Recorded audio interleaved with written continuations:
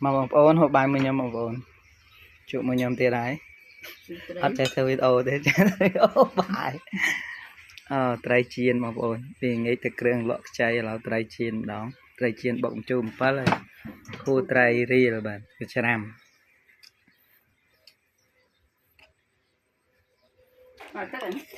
bác thị thị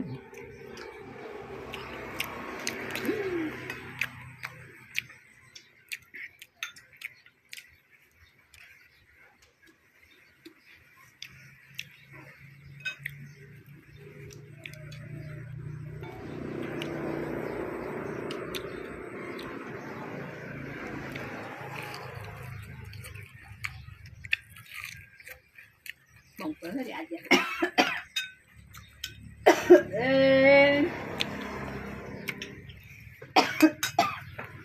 bạn mình nhầm bọc ôn bài hai thằng nào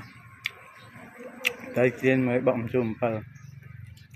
Mình ấy đây nó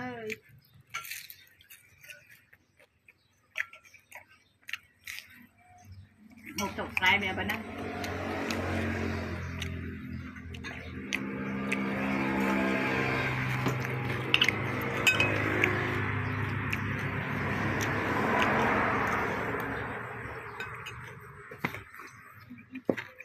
bài hơi cột quý nữa